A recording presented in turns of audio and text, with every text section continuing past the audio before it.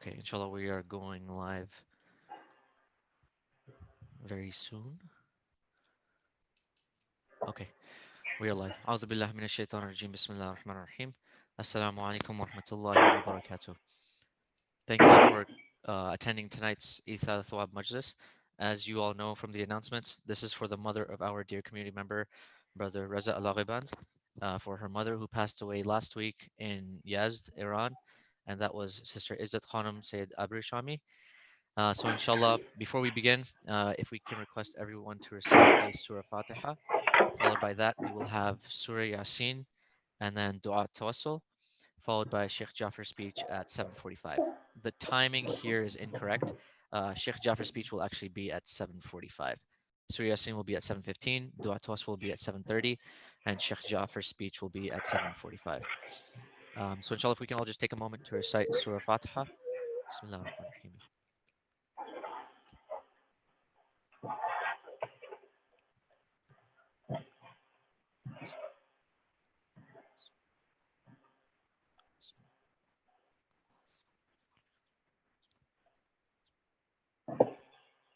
And inshallah, I will ask Brother Ali Akbar, inshallah, to recite Surah Yasin. So Brother Ali Akbar, whenever you are ready. Yes, I'm ready. أعوذ بالله من الشيطان الرجيم.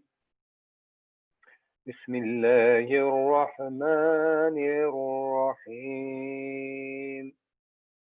ياسين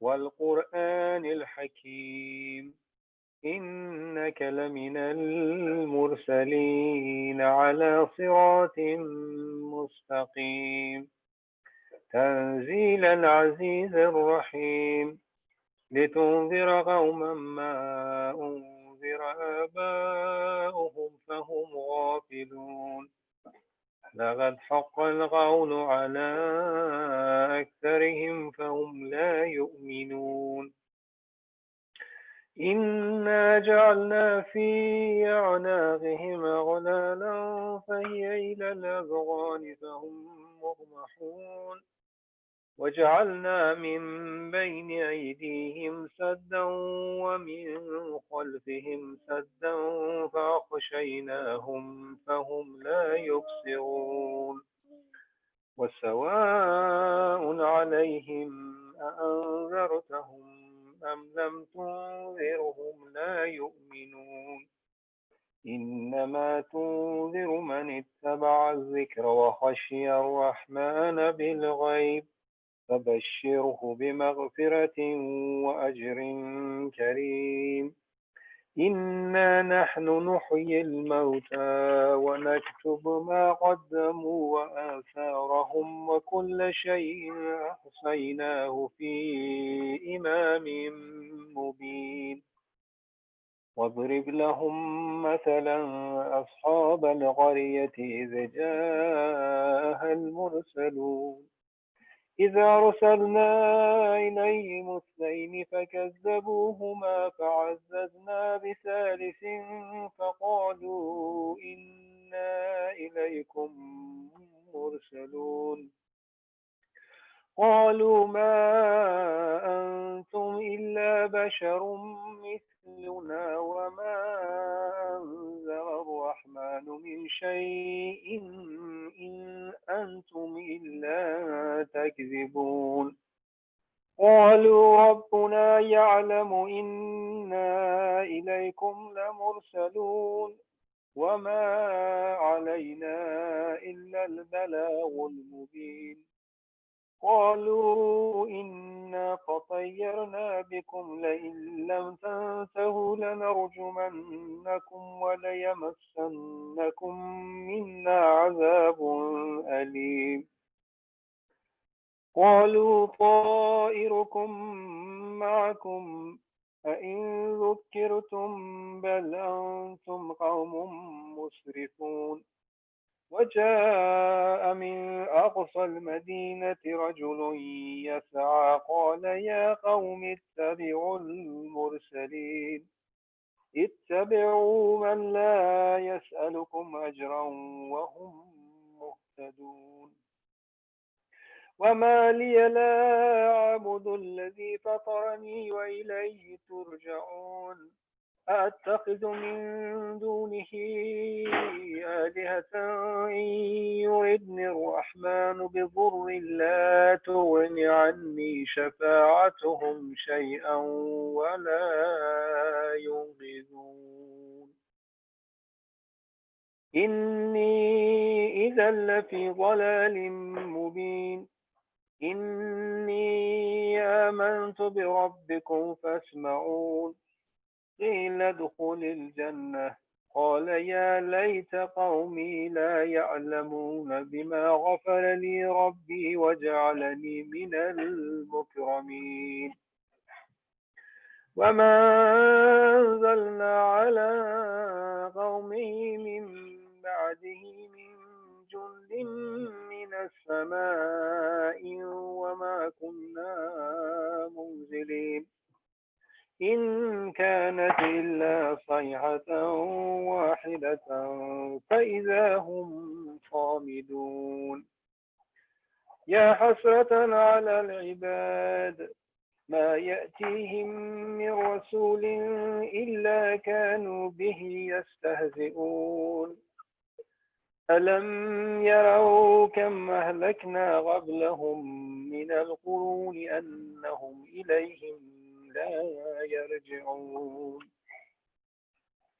وإن كل لما جميع لدينا محضرون وآية لهم الأرض الميتة أحييناها وأخرجنا منها حبا فمنه يأكلون وجعلنا فيها جنات من نخيل وعناب وفجرنا فيها من العيون ليأكلوا من ثمره وما عملته أيديهم أفلا يشكرون سبحان الذي خلق الأزواج كلها مما تنبت الأرض ومن أنفسهم ومما لا يعلمون وآية لهم الليل نسلخ منه النهار فإذا هم مظلمون والشمس تجري لمستقر لها ذلك تقدير العزيز العليم والقمر قدرناه منازل حتى عاد كالعرجون القديم لا الشمس ينبغي لها أن تدرك القمر ولا الليل سابق النهار وكل في فلك يسبحون وآية لهم أنا حملنا ذريتهم في الفلك المشحون وخلقنا لهم من مثله ما يركبون وإن نشأ نغرقهم فلا صريخ لهم ولا هم ينقذون إلا رحمة منا ومتاعا إلى حين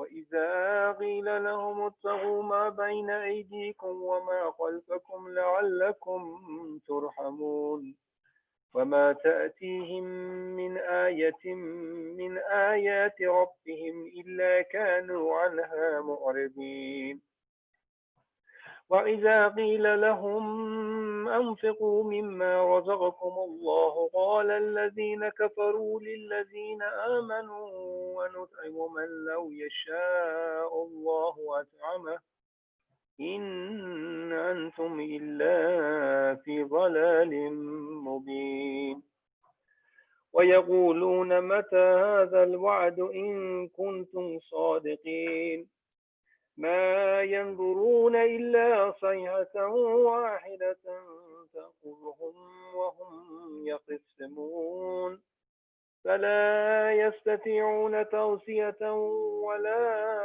إلى أهلهم يرجعون ونفخ في الصور فإذا هم من الأجداث إلى ربهم ينسلون قالوا يا ويلنا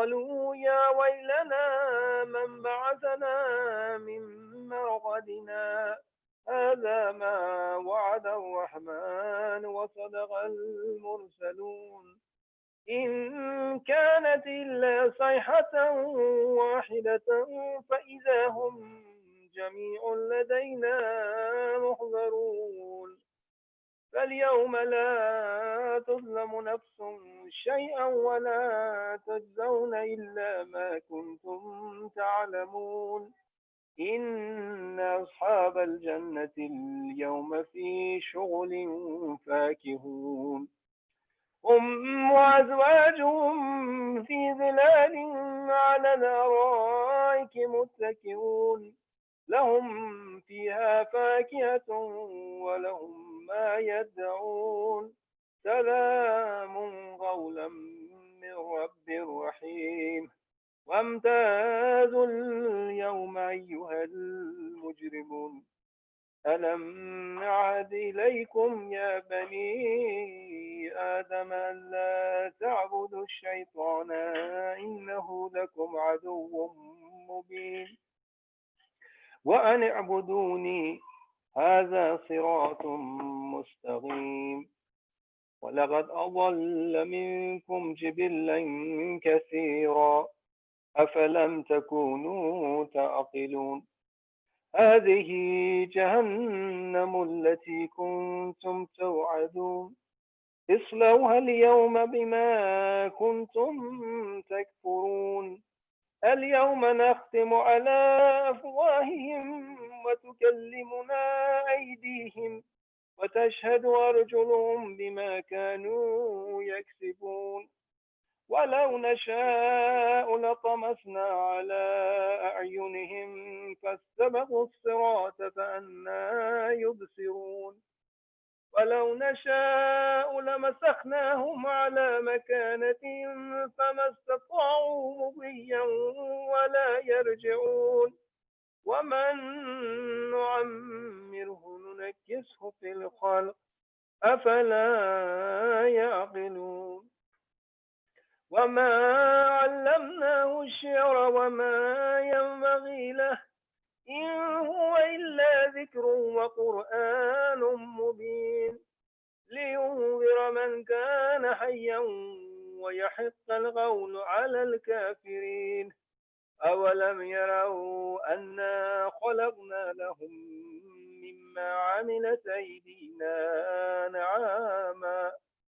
مما عملت أيدينا نعاما فهم لها مالكون وذللناها لهم فمنها ركوبهم ومنها يأكلون ولهم فيها منافع ومشارب أفلا يشكرون واتخذوا من دون الله آلهة لعلهم ينصرون لا يستطيعون نصرهم وهم لهم جند محضرون فلا يحزنك قولهم إنا نعلم ما يسرون وما يعلنون أولم ير الإنسان أنا خلقناه من نطفة فإذا هو خصيم مبين وضرب لنا مثلا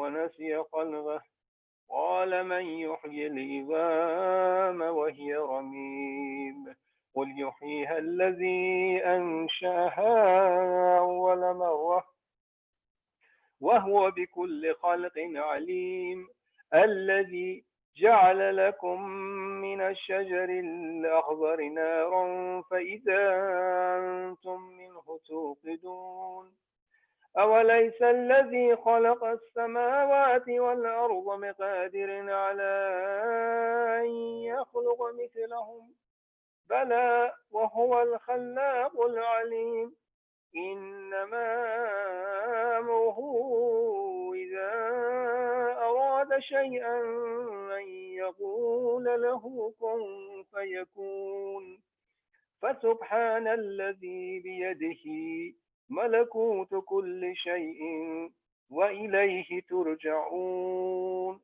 صدق الله العلي العظيم.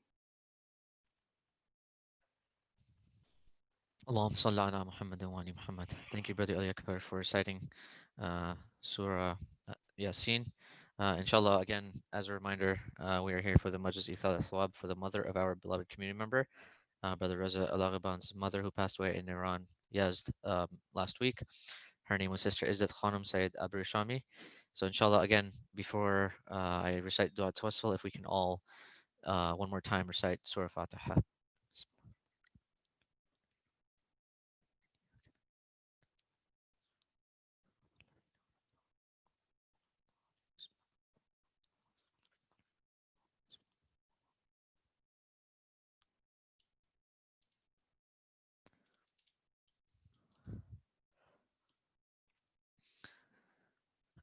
And inshallah, I will begin reciting Dua Tawassal as it is Tuesday night. أعوذ بالله من الشيطان الرجيم بسم الله الرحمن الرحيم. Oh, I don't need to autoplay that. بسم الله الرحمن الرحيم. اللهم صل على محمد وآل محمد. Uh, Sorry, give me 1 second. This seems to be autoplaying.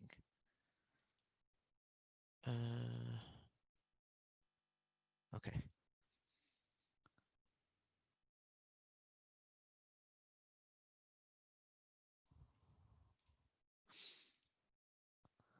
بسم الله الرحمن الرحيم. اللهم صل على محمد وآل محمد. اللهم إني أسألك وأتوجه إليك بنبيك نبي الرحمة محمد صلى الله عليه وآله. يا أبا القاسم يا رسول الله، يا إمام الرحمة، يا شفيع الأمة، يا سيدنا ومولانا، إنا توجهنا واستشفعنا وتوسلنا بك إلى الله، وقدمناك بين يدي حاجاتنا، يا وجيها عند الله، اشفع لنا عند الله، يا وجيها عند الله، اشفع لنا عند الله. يا أبا الحسن يا أمير المؤمنين، يا علي بن أبي طالب، يا حجة الله على خلقه، يا سيدنا ومولانا، إنا توجهنا واستشفعنا وتوسلنا بك إلى الله، وقدمناك بين يدي حاجاتنا، يا وجيها عند الله، اشفع لنا عند الله، يا وجيها عند الله، اشفع لنا عند الله. يا فاطمة الزهراء، يا بنت محمد، يا قرة عين الرسول، يا سيدتنا ومولاتنا، إنا توجهنا واستشفعنا وتوسلنا بك إلى الله، وقدمناك بين يدي حاجاتنا، يا وجيهة عند الله، اشفعي لنا عند الله، يا وجيهة عند الله، اشفعي لنا عند الله. يا أبا محمد يا حسن بن علي، أيها المجتبى يا ابن رسول الله، يا حجة الله على خلقه، يا سيدنا ومولانا، إنا توجهنا واستشفعنا وتوسلنا بك إلى الله، وقدمناك بين يدي حاجاتنا، يا وجيها عند الله، اشفع لنا عند الله، يا وجيها عند الله، اشفع لنا عند الله.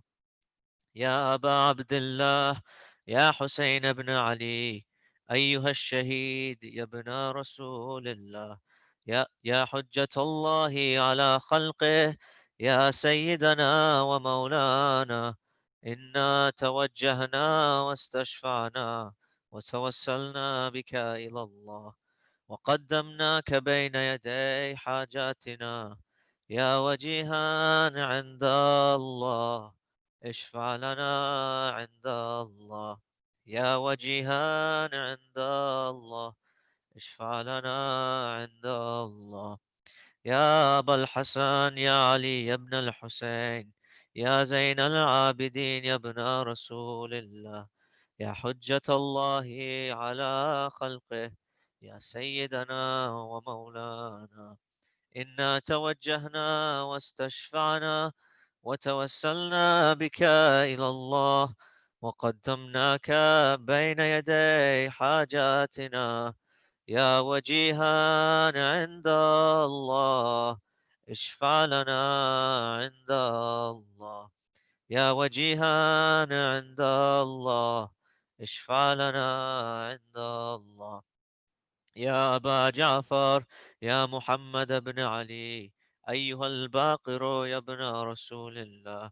يا حجة الله على خلقه يا سيدنا ومولانا. إنا توجهنا واستشفعنا وتوسلنا بك إلى الله وقدمناك بين يدي حاجاتنا. يا وجيها عند الله اشفع لنا عند الله. يا وجيها عند الله اشفع لنا عند الله. يا أبا عبد الله يا جعفر بن محمد أيها الصادق يا ابن رسول الله. يا حجة الله على خلقه يا سيدنا ومولانا. إنا توجهنا واستشفعنا وتوسلنا بك إلى الله وقدمناك بين يدي حاجاتنا. يا وجيها عند الله اشفع لنا عند الله. يا وجيها عند الله اشفع لنا عند الله. يا أبا إبراهيم يا موسى بن جعفر أيها الكاظم يا ابن رسول الله. يا حجة الله على خلقه يا سيدنا ومولانا. إنا توجهنا واستشفعنا وتوسلنا بك إلى الله وقدمناك بين يدي حاجاتنا. يا وجيها عند الله اشفع لنا عند الله. يا وجيها عند الله اشفع لنا عند الله. يا أبا الحسن يا علي بن موسى أيها الرضا يا ابن رسول الله. يا حجة الله على خلقه يا سيدنا ومولانا.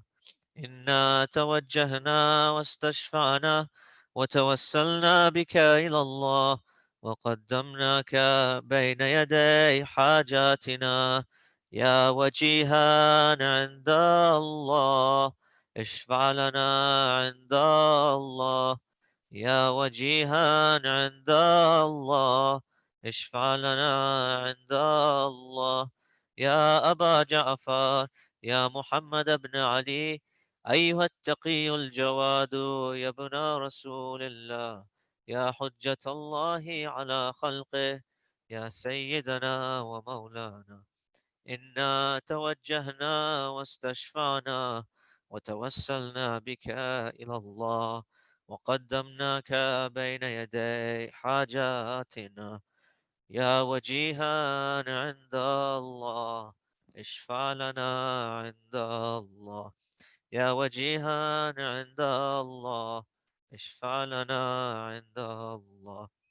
يا أبا الحسن يا علي بن محمد أيها الهادي النقي يا ابن رسول الله. يا حجة الله على خلقه يا سيدنا ومولانا. إنا توجهنا واستشفعنا وتوسلنا بك إلى الله وقدمناك بين يدي حاجاتنا. يا وجيها عند الله اشفع لنا عند الله.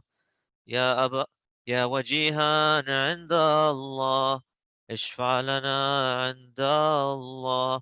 يا أبا محمد يا حسن بن علي أيها الزكي العسكري يا ابن رسول الله.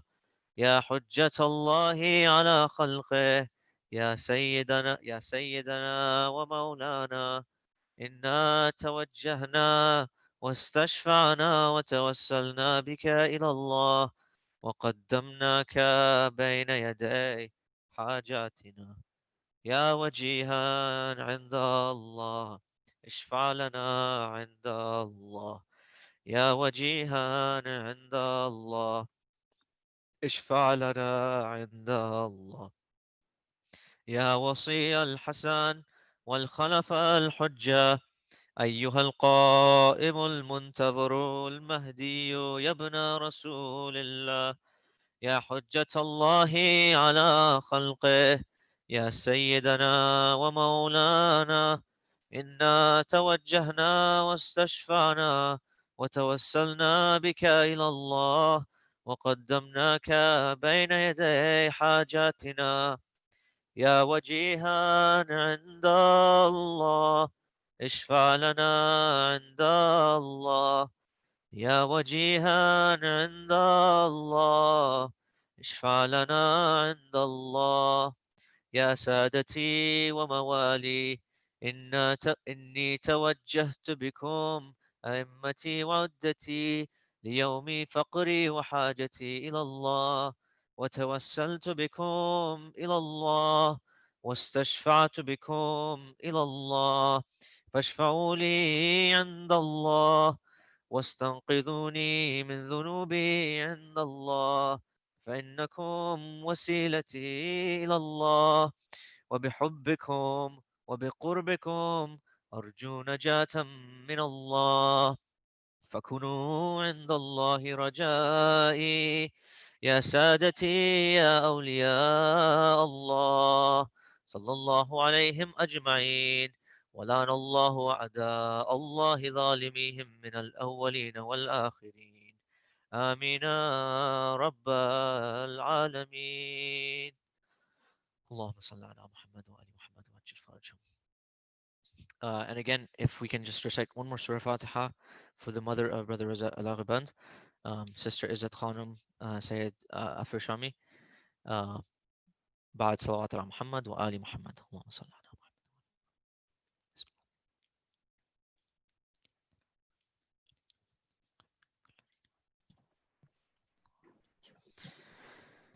And inshallah, I will welcome Sheikh Jafar for the majlis for tonight. And again, please, wherever you are, begin with a salawat ala Muhammad wa ali Muhammad. اللهم صل على محمد وآل محمد.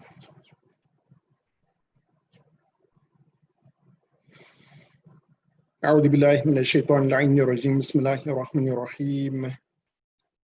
وبه نستعين. ثم الصلاة والسلام على سيدنا ونبينا وحبيب قلوبنا أبي القاسم المصطفى محمد. اللهم صل على محمد وآل محمد. وعلى آله الطيبين الطاهرين المعصومين، لا سيما بقية الله في الأرضين، أرواحنا له فداء. أما بعد، فقد قال الله سبحانه وتعالى في كتابه الكريم: بسم الله الرحمن الرحيم. وبشر الصابرين الذين إذا أصابتهم مصيبة قالوا إنا لله وإنا إليه راجعون. صدق الله العلي العظيم. First and foremost, I give my condolences to the Alaghehband family for their loss, the loss of their matriarch, Sister Ezzat Khanom Seyed Abrishami. And as Allah subhanahu wa ta'ala, He has told us in the Quran to give good tidings to those individuals who are patient. And they are patient whenever they are faced with suffering. And of course, what greater suffering is there than to lose one's mother, to lose the matriarch of one's family. So we should give good tidings to them as they have been patient, and we ask Allah subhanahu wa ta'ala to give them more patience in this time. And they are also those who say, Inna lillahi wa inna ilayhi raji'un. They know that through this time of affliction, this time of suffering, this time of pain, that we are from Allah subhanahu wa ta'ala, and to Allah subhanahu wa ta'ala we will return. In fact, this is one of the statements and sentiments that I received from our beloved community member, Sayyid Ali Reza Alaghehband. When I spoke to him briefly and gave my condolences to him, that he stated, yes, his mother is in a better place, but again, the loss of that matriarch, it weighs heavily on an individual. In this brief conversation that I had with him, I realized that his mother had one of the very beautiful qualities and traits that are not often spoken about. That she was someone who was a musliha, or muslih, if you want to say, someone who mended the ties of individuals. She was someone who fixed relationships. As Brother Reza Alaghehband, he was mentioning to me that all of the family members, they would come to his mother if there was something that was, people had differences with one another. They were perhaps upset with one another. They were folks who, again, had some sort of argument with each other. So Sister Ezzat Khanom Seyed Abrishami, she would sit them down, she would speak with them, and she would resolve the issues. And once she resolved the issues, everyone was okay with this. And this is one of the very beautiful qualities of a mu'min. In fact, when we look at those individuals who we can think of off the top of our heads who were muslih, those individuals who were bringing about some sort of correction or righteousness or establishing something beautiful among individuals, immediately we can think of the Prophet Ibrahim, the Prophet Yusuf, the Prophet Muhammad sallallahu alaihi wasallam himself, and actually many of the prophets, in fact, all of the prophets, they were these individuals who were muslih. As we can see that Allah subhanahu wa ta'ala, he states in the Quran, especially when he talks about the Prophet Ayub, when he's among his people, trying to call them towards Allah subhanahu wa ta'ala, the statement that the Prophet Shu'aib, the statement that he said, he says, "In uridu illa al-islah mastata'tu, wa ma tawfiqi illa billahi alayhi tawakkaltu wa ilayhi unib." So the Prophet Shu'aib, in his mission and his da'wah to his ummah, to the ummah, he says, the only thing that I wanted to do is to do islah, to bring about a correction within these people that had perhaps gone astray. They had, not abided by their fitrah upon which Allah subhanahu wa ta'ala has created them, and to worship Allah subhanahu wa ta'ala, to do good deeds, to be individuals who are righteous. And he says, I wanted to do this islah as much as I could, much as it was in my ability, and my success lies only with Allah subhanahu wa ta'ala. And upon Allah subhanahu wa ta'ala I rely, wa ilayhi unib, and I put all of my affairs in the hands of Allah subhanahu wa ta'ala. Imam Hassan al-Mushtaba alayhi wasalam, again, one of those individuals who is muslih. In fact, the Prophet of Allah sallallahu alaihi wasallam, he stated that Imam Hassan would be the one who would bring my ummah together. That when they are fighting, when they are about to fall apart, that the one who will bring the sulh, the peace within this ummah, would be Imam Hassan al-Mushtaba alayhi wasallam. And likewise, we see that Imam Hussein alayhi wasallam, his mission, as he stated when he was leaving from Medina on his way to Kufa, at least that's where the intended destination was, and unfortunately he was stopped in Karbala where he was shaheed. But nonetheless, the famous statement that he had made before leaving Medina, that he's leaving to do islah fi ummati jaddi Rasulullah sallallahu alaihi wasallam, to do islah, to mend the ties of the ummah of his grandfather Rasulullah sallallahu alaihi wasallam. So this quality of islah is one that deserves attention. We find it throughout the hadith of Ahlul Bayt alayhim afdalus salatu wassalam.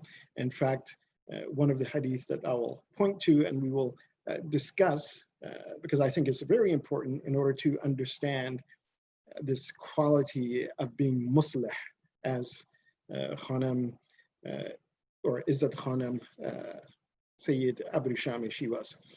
The Prophet of Allah sallallahu alaihi wasallam, when speaking about this idea and this concept of individuals who are muslih, who are those individuals who mend the ties between other folks, he says, "La kadhiba ala muslihin." Thumma tala. Then he says, the muslih is someone who you cannot attribute a lie to them or a falsehood to them.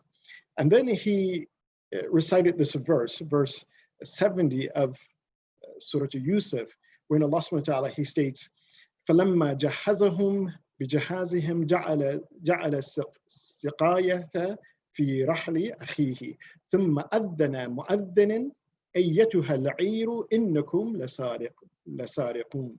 He says that when Yusuf, he placed when the caravan, his brothers came, they were preparing their caravan to leave. He says that he had someone to place the drinking cup into his brother's pack. And then he called out, people of the caravan, you're thieves. Now we'll speak about this, why the Prophet, he's saying that, well, you cannot attribute this muslih with a lie, that this person is not lying. So one of those muslih in Surah Yusuf here is the Prophet Yusuf himself.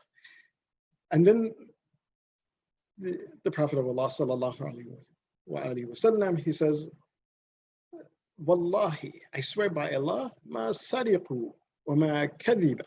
So those individuals, meaning the brothers of Yusuf, they didn't steal anything, nor did Yusuf, did he lie. Likewise, the Prophet of Allah, with regards to this individual who was a Muslim, he recited verse 64 of Surah Al-Anbiya.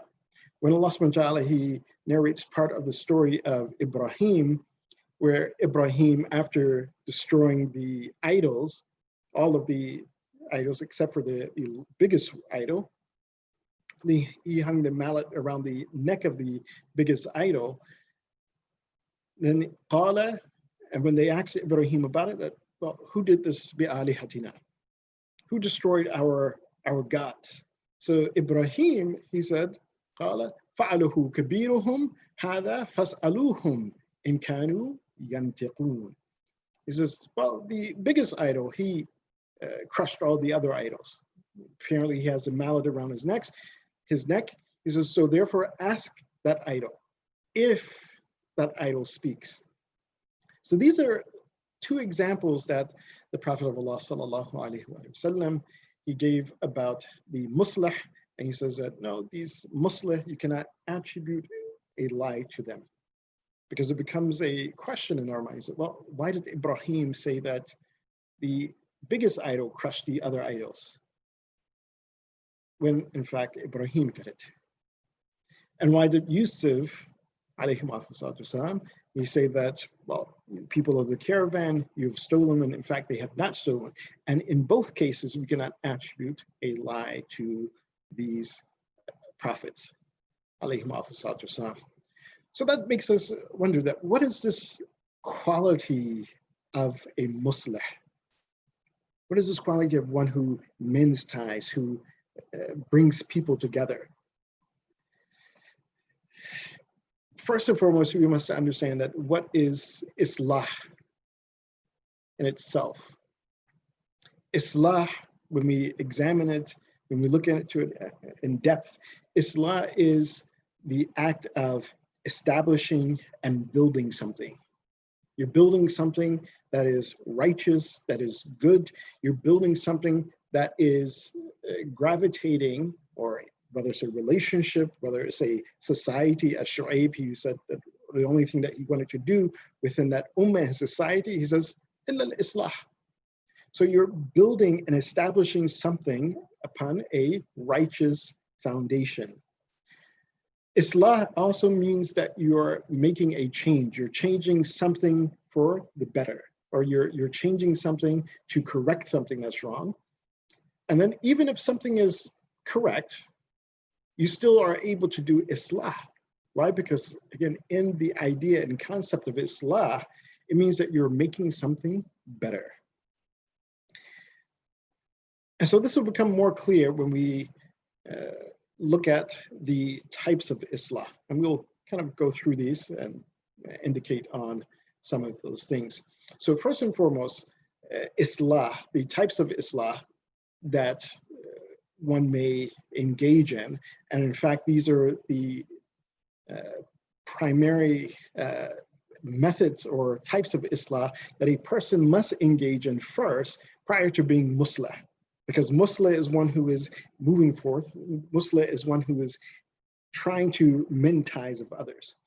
But first, that islah, that person must be muslih of themselves. So the types of islah that can come about, the types of, you could say, correction or mending or building or making something better, starts with making one's limbs better, one's jawarih, as they say in Arabic. And that comes through tawbah, that one is repenting, that if they've said something wrong, if they've looked at something wrong, if they heard something that was not correct, meaning that they're not supposed to. So they do tawbah. So this is islah of one's limbs. Islah also comes in the form of taqwa. And we will understand this as we'll kind of move forward, because those individuals, as Allah subhanahu wa ta'ala, He states that if they're doing islah among other people, the first quality, He says that ittaqullah, have taqwa.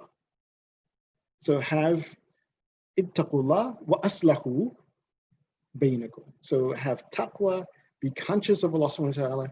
So first and foremost, one must be conscious and have taqwa with regards to their own selves, their own limbs. And then the third aspect of doing islah with one's limbs is having istiqamah, meaning that if you've made tawbah, you are aware of your actions, you're aware of your deeds, you're aware of what your eyes are seeing, your ears are listening to, your tongue is saying, what your hands are touching, or the direction that you're moving in with your feet, or these type of things, then you have istiqamah. When you make those corrective measures, when you do islah of your limbs, then you remain firm on that.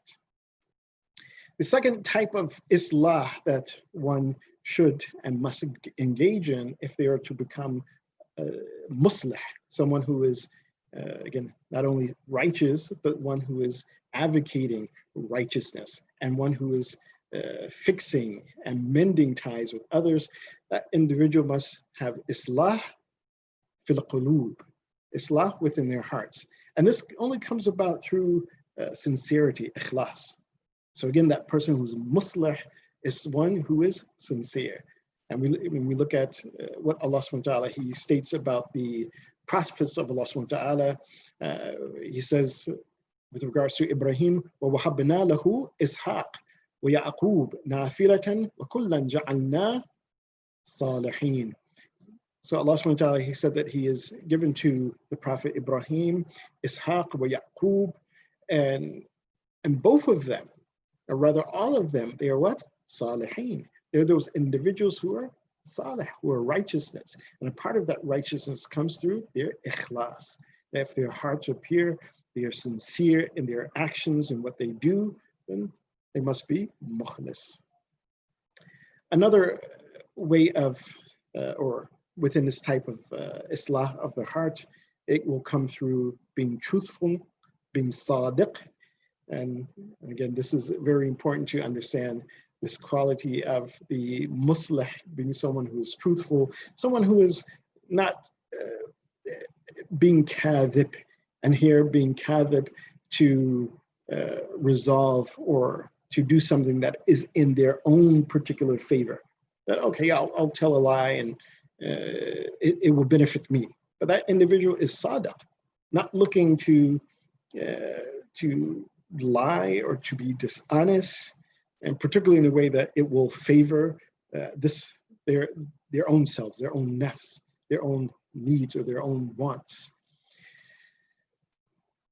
And last, that islah of the heart comes through itmi'nan, having certainty about Allah subhanahu wa ta'ala, having certainty about Allah subhanahu wa ta'ala's promise to the believers, having certainty about the way in which the prophets of Allah subhanahu wa ta'ala and the awliya of Allah subhanahu wa ta'ala has lived their lives. Because again, they are the best example of those individuals who are righteous, who are salih and muslih, and those individuals who are bringing about a correction within the society, those individuals who are advocating for a change for the better within the society. So the third type of islah that an individual must undergo in order to be one of those, to be among the muslihin, be among those who are advocating a change for the better within the society, is the islah of one's soul, of one's, what they say, sira'ya in Arabic, one's soul. And that comes through attentiveness to oneself. And what many of the Urafa or the scholars who study mysticism, they say a person must have muraqibah. In other words, one is taking account and taking heed of their actions, their deeds, and they're taking account before, as Imam Ali alayhi, he says, before you are taking an account of, meaning on Yawm al-Qiyamah, that they are taking account of their own deeds. Also, the islah of the soul comes through what they call mushahada, to witness and to be witness those promises of Allah subhanahu wa ta'ala, have that mushahada and understand that what Allah subhanahu wa ta'ala has stated is truthful. And of course, the most famous example that I like to give as well is that young man who woke up and he told the Prophet, I have asbahtu muqinan, I have woke up in a state of certainty. And when the Prophet asks him, what is that state of certainty? He says that state of certainty is such that I see the results of my action. I see that in the in acting this particular act or making this particular choice, it leads to hell. Or making this particular choice, it leads to paradise. And the last part of doing that islah of one's soul is achieving ma'rifah, that deep and in-depth understanding, again, of Allah subhanahu wa ta'ala, of one's faith, of one's religion, of the path of Muhammad wa ali Muhammad alayhim afdal salatu wasalam. Then the fourth type of islah that must come about is the islah in one's zahir, one's apparent state of being. And that will be achieved when a person abstains from those things which are prohibited. Again, one must have knowledge and give understanding that, okay, what are those things that Allah subhanahu wa ta'ala has made haram? And abstain from those things. Not simply have the knowledge of it, but also to abstain from it. And likewise, to do islah of one's zahir, one's apparent state of being, one has to engage in those things which are wajib, meaning that those individuals must be in the obedience of Allah subhanahu wa ta'ala. Again, by understanding what are those things that Allah subhanahu wa ta'ala has made incumbent upon me and act upon those things. Not leave them to the side, not ignore them, but to act upon them. The fifth type of or islah that a person must do is going to do islah of their inner state of being. And this deals more or less with their akhlaq, their mannerisms, and it starts through removing any undesirable qualities and traits. Once you remove those undesirable qualities and traits, and then secondly, by acquiring desirable and noble qualities and traits. And so once a person does this type of islah in their own lives, at that point, they're able to do islah in the lives of others. So, and this is, again, as I state that, mashallah, when I spoke with our dear and beloved brother, Reza Alaghehband, when he was talking to me about his mother, that how she brought people together, so much so that, again, every week the family would come and they would spend time at her house. They would sit with her. Again, even if it was not to mend any broken ties or to fix any dispute, they would come and they would sit with her. Again, this is showing that she was someone who was not only muslih between her family, but she was someone who was salihah, that she was a righteous person, one who had traits that were desirable, one who had traits that, again, people gravitated towards her. MashaAllah, as we also came to understand, she was someone who became hafidha, someone who memorized the Quran at the age of 14. MashaAllah, a very beautiful example that we should, again, look at and within our lives and our family, that you can raise someone who is a hafidh of the Quran at the age of 14. So this in itself, when we look at those traits where we've outlined that those individuals who want to be muslih, who wants to be those persons who mend the ties between individuals. And according to the hadith of Ahlul Bayt alayhim afdalus wasalam, they talk about this quality of doing or being muslih. They said that this is something that Allah subhanahu wa ta'ala has made wajib upon us. Not something that, oh, well, maybe we should do or not do. No, the Ahlul Bayt alayhim afdalus wasalam, they said this is wajib upon us. But of course, in order to do that islah in its proper manner, we first must start with ourselves. We first must correct ourselves. And again, that doing that islah of oneself, you will see that that individual is not acting based on their own whim and nafs. Oh, well, I think this, or I think that. No, they're following the sirat, they're following the pattern of the awliya of Allah subhanahu wa ta'ala, the prophets of Allah subhanahu wa ta'ala, and that of the imma alayhim salatu wasalam. Because whenever a person, whenever they're, again, engaging in all of these qualities of doing islah of one's limbs, making tawbah, instilling within them taqwa and istiqamah, steadfastness upon the path, whenever they, again, we look at these concepts of ikhlas, of truthfulness, being sadiq, having certainty, then all of these qualities and all these traits, not only in the Quran, but we see them in the action and in life of the Prophet and his Ahlul Bayt alayhim afdalus wasalam. And this is why, again, going back to that point that, mashallah, Ezzat Khanom Seyed Abrishami, someone at the tender age of 14, being hafidha, being someone who has memorized the Quran, not only, again, understood it from the Quranic perspective, but understanding that, as I understood, she had a very deep love for Ahlul Bayt.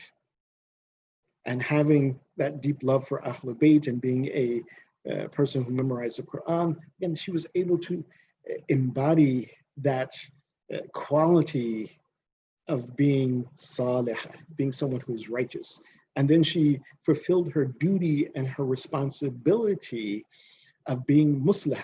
That duty and responsibility which Allah subhanahu wa ta'ala, he points out in the Quran, Surah Al-Anfal, the first verse of Surah Al-Anfal, where Allah subhanahu wa ta'ala, he states, فَاتَّقُوا اللَّهَ وَأَصْلِحُوا ذَاتَ بَيْنِكُمْ. Allah subhanahu wa ta'ala, he begins, he says, have consciousness of Allah subhanahu wa ta'ala. Be muttaqi. This is one of the prerequisites of doing islah between individuals. Be among those individuals who are muttaqeen. فَاتَّقُوا اللَّهَ وَأَصْلِحُوا ذَاتَ بَيْنِكُمْ. And then correct those actions between yourselves. وَأَطِيعُوا اللَّهَ وَرَسُولَهُ إِن كُنتُم مُؤْمِنِينَ. And of course, be those individuals who are obeying Allah subhanahu wa ta'ala and obeying the Prophet of Allah subhanahu wa ta'ala, if you claim that you believe. So this quality of being muslih, it is a one that, first and foremost, it indicates that that individual is among the salihin, is among those individuals who are righteous. And of course, those individuals who are righteous, who have achieved this status of being min as-salihin, then Allah subhanahu wa ta'ala, and then of course being that individual who fulfills this obligation and duty of being muslih, then Allah subhanahu wa ta'ala, as he also states in Surah Al-A'raf, verse 171, he says, وَالَّذِينَ يُمَسِّكُونَ بِالْكِتَابِ وَأَقَامُوا الصَّلَاةَ إِنَّا لَا نُضِيعُ أَجْرَ الْمُصْلِحِينَ. SubhanAllah. Allah subhanahu wa ta'ala says, those individuals who hold fast to the Quran, to the Kitab, and who is holding faster to the Quran, to that book, than someone like Ezzat Khanom Seyed Abrishami, who is Hafidha of the Quran. She's one who has memorized the Quran. وَأَقَامُوا الصَّلَاةَ, and establishes a prayer. And of course, again, from what we understand from her son, Sayyid Reza Alaghehband, that yes, she was someone who fulfilled her duty and her responsibility to Allah subhanahu wa ta'ala in her prayers, in her salat, in her fasting, in whatever her duty and responsibility was, and also in mending the ties. He says, "Inna la nudhi'u," as Allah subhanahu wa ta'ala says, "Inna la nudhi'u ajra al-muslihin." And we do not deny, or we do not bring short. In other words, there will be no shortcomings in the reward of those individuals who are muslihin. Of course, within the translation of the Quran, it says that those individuals who are righteous. But yes, these individuals are righteous. The muslih is righteous, but more than simply being righteous for themselves, they are muslih. Those are individuals who advocate righteousness among others. They are those individuals who mend the ties of others, which again, I said, is one of the most important responsibilities and duties that we have. And Imam Sadiq alayhi he indicates this in several statements that is attributed to him. One of them is when Imam Sadiq alayhi he talks about mending the ties between two individuals. And he indicates how important it is, especially among those individuals who are claimed to be the followers of Ahlul Bayt alayhim salam. Imam Sadiq, he stated to one of his companions, he says that, listen, he says, mend the ties. He says, aslihu dhata baynikum walau bimali. He says, وَحَتَّى bimali. Sorry, not low, because that indicates on not happening. He says, وَحَتَّى bimali.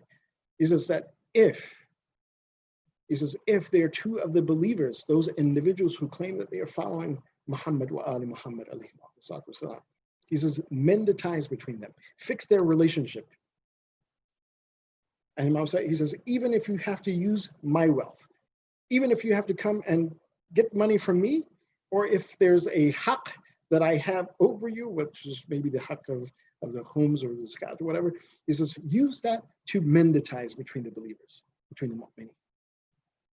Meaning that this quality of being muslih is that important that the Imam himself is willing to back financially that individual who is doing this.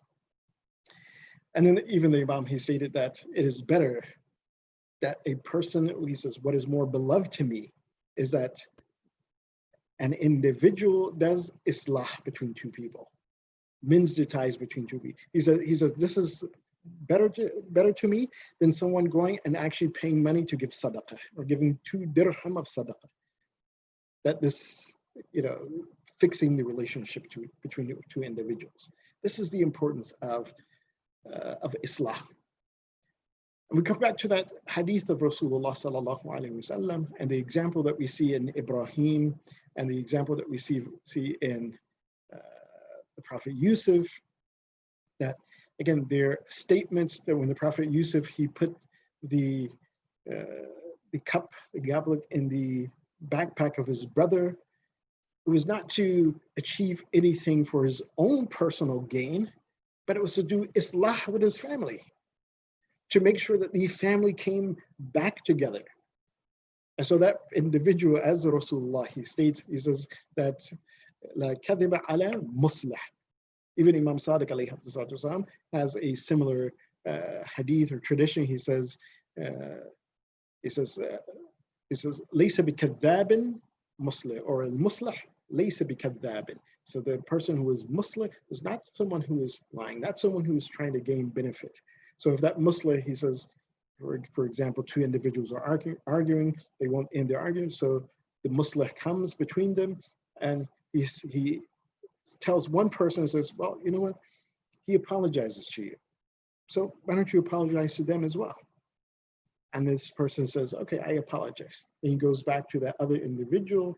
He says that, look, this person apologized to you. Why don't you apologize?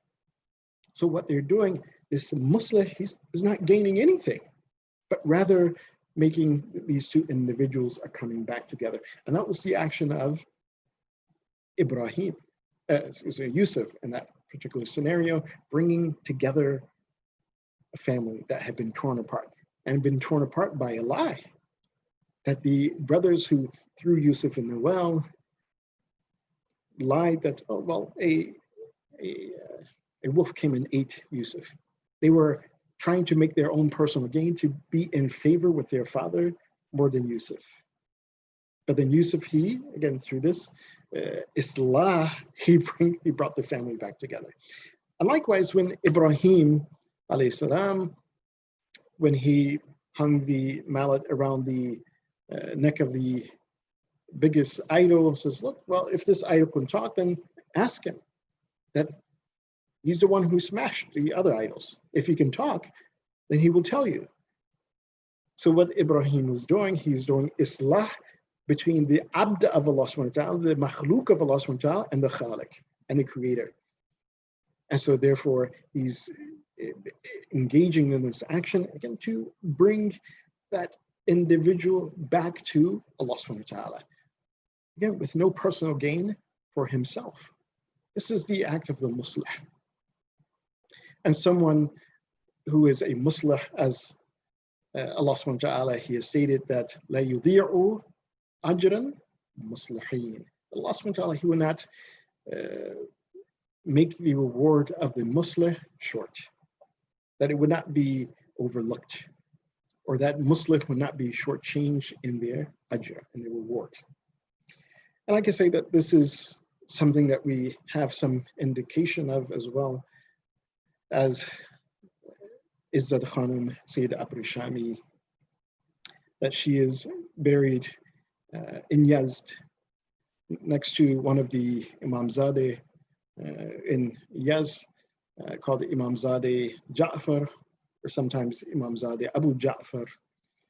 Imamzadeh Jafar, when we look at this individual, there's a little bit about his life that is there, but he is, his name is actually Abu Jafar, is again the father of Jafar. His, he named one of his children Jafar, and his great grandfather was Imam Jafar as-Sadiq alayhi wasallam.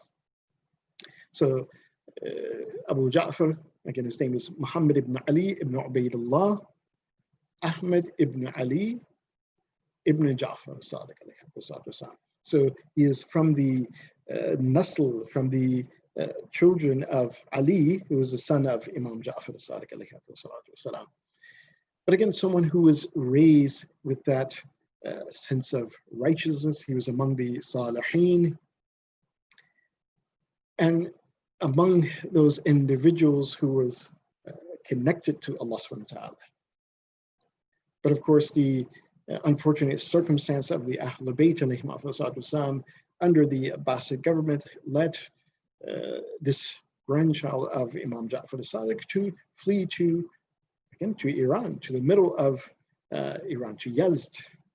It shows you the state of the Ummah at that time, that he would have to flee there. And according to what is recorded of his life, he was, again, there being, as a humble individual, making a livelihood for himself, for his family. At one point, when others, they figured out that who he was among the grandchildren of Imam Ja'far as-Sadiq alayhi wasallam. They began to benefit from him, benefit from his knowledge. And of course, one of the things that perhaps we can say that may have reached to the individuals in that area, because now we know that Yazd is a place that is, again, full of the lovers of Ahlul Bayt alayhim afsalatu salam. And of course, the Imam Zadeh, Jafar, being from the Nasl al-Husayni, again, in that area, and of course, Reza Alaghehband, his family is from Nasl al-Hassani. Again, the Hassani al-Husayni came together. But just one of those narrations that we have, at least in that line, that chain of line, where it was narrated from Ahmed ibn Ali, ibn Imam Sadiq alayhi salam. He narrates, and of course, I'm sure that this has reached the hands of Imam Zadeh Jafar as well, and perhaps this is one of the traditions that he narrated, or something close to that, that instilled the love of Ahlul Bayt in the people of Yazd. And this is an incident that happened where the Prophet of Allah sallallahu alaihi wasallam, he came and he took the hand of Imam Hassan Hussein, and this is when they were young boys. And the Prophet said, "Man ahabbani ahabba hadain, wa abahuma wa ummahuma, wa kana ma'i fi darajati yawm al-qiyamah." The Prophet of Allah, he took the hands of Imam Hassan Hussein. He says that whoever loves me, meaning loves Rasulullah, ahabba hadain, then they would have love for these two individuals. They will have love for Al-Hassan and Hussein. And they will have love for the father of Hassan and Hussein. They will have love for the mother of Hassan and Hussein. And if they have that love for Al-Hassan and Hussein, then these individuals will be ma'i. They will be with me fi darajati yawm al-qiyamah. They will be with me in my station on the Day of Judgment. So that individual who has that love for Hassan and Hussein. And here we see Ezzat Khanom Seyed Abrishami, this was from the lineage of Hassani, with the lineage of Husseini, Imam Zadeh Jafar, that they are together. And of course, she is one who is musliha. She is one who, again, Allah subhanahu wa ta'ala will not shortchange the reward of such individuals.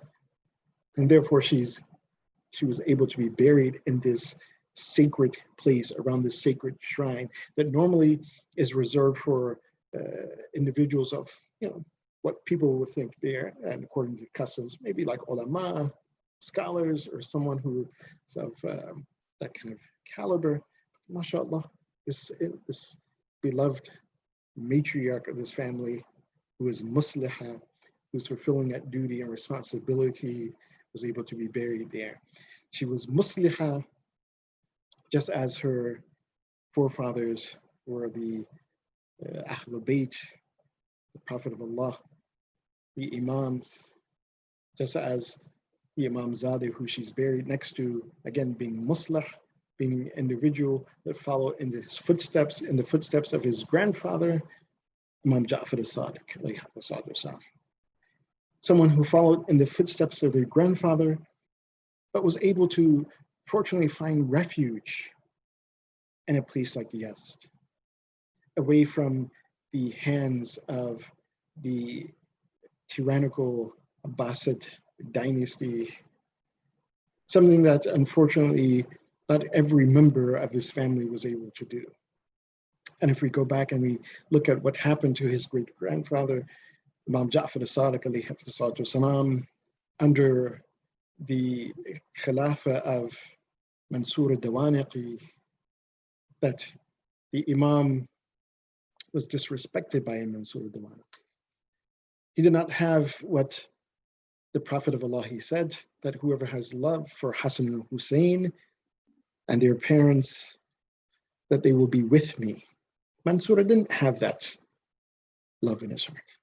And we understand this by what Mansur al-Dawaniqi was engaged in, his numerous attempts to kill the Imam, to murder the Imam, numerous events where he was bothering the Imam. One of those accounts and one of those incidents is when he set the house of Imam Jafar as-Sadiq alayhi on fire. When we look at that time and what had happened, it is said that Imam Jafar as-Sadiq, he went to the door that was burning and it was coming beneath the threshold of the door. Imam Sadiq, he ran out, he began to stamp out the fire with his feet. And according to one of the accounts of this event, they said that one of the companions saw Imam Sadiq crying, shedding tears at this event. And so this companion, he came to Imam Sadiq, he says, Ma hadha al-buka? What is this crying? He says, has been the state of the Ahlul Bayt, meaning that they have been those individuals that unfortunately have been under the oppression of those individuals who have usurped the rights of the Ahlul Bayt. He says, so what is this crying about? Imam Sadiq alayhi salam, he says, yes, I understand that. He says, I'm not crying at what is happening to me and what is going on. He says, but when this fire began to take hold and my door began to burn, the fire began to go beneath the threshold of the door. He says, I looked to my women. يَرْقَضْنَا مِنْ غُرْفَةٍ إِلَى غُرْفَةٍ min huna ila huna. He says, I begin to see my women folk, that they were running from one room to the next. They begin to run from here to there. He says, and when I saw this, ذَكَرْتُ عَمَّتِي Zainab. He says, I begin to remember my aunt Zainab. I begin to remember what happened in Karbala on the day of Ashura, that when there were no men folks, when the brother of Zainab, Abu al-Fadl Abbas, he had been murdered. When the Mawla of Zainab, Abu Abdullah al-Hussein, he had been martyred, that the tents were set on fire. And Zainab, she was running from here to there to collect the children. There was no man to come and to help her. Imam Sadiq says that her nephew, Ibn Akhiha, her nephew, Wajaddi, and my grandfather, Imam Zain al-Abidin, كان مغموما عليه وغير قادر على مساعدتها. This is my grandfather, Imam Zain al-Abidin. He was from his sickness. He was in and out of consciousness, so he was not able to help her. So Zainab, she was running from here to there with no help. And how I was thinking that how fortunate my women are, how fortunate my wives are, how fortunate my daughters are, but how tragic was that scene in Karbala on the day of Ashura, that when the tents were set upon fire. But this was the tradition of those who were dhalim ala al-Ahlul Bayt, who were oppressing the Ahlul Bayt. Even the first house that was set on fire in Medina was a house of Fatima Zahra, salamullah alayha. Inna lillahi wa inna ilayhi raji'un. وسيعلم الذين ظلموا أي منقلب ينقلبون. اللهم بحق هذا المجلس الجعفري اغفر ذنوبنا واستر عيوبنا وقضي حوائجنا واشفي مرضانا ورحم أمواتنا وبالخصوص عزت خانم سيد أبرشامي وعجل فرج مولانا صاحب العصر والزمان وجعلنا من أعوانه وأنصاره والمستشهدين بين يديه وتحت لواء بحق محمد وآله الطاهرين. الفاتحة. بسم الله الرحمن الرحيم. الحمد لله.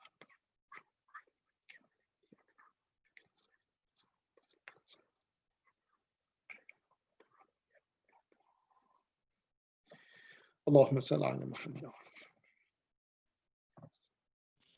Ahsan. Thank you, Sheikh Jafar. Um, inshallah, again, on behalf of the entire IABA community, we send our condolences to you, Brother Reza. And again, we will all recite Surah Fatiha for your mother tonight. Thank you all for those who attended tonight's program. And inshallah, just as a reminder, please pay attention to your emails. We have Sheikh Azhar Shirazi, inshallah, this week for our programs this weekend. So just pay attention to the details in the email and the timings. and inshallah we will see you sometime this week. Thank you all for tuning in. Wassalamu alaikum wa rahmatullahi wa barakatuh.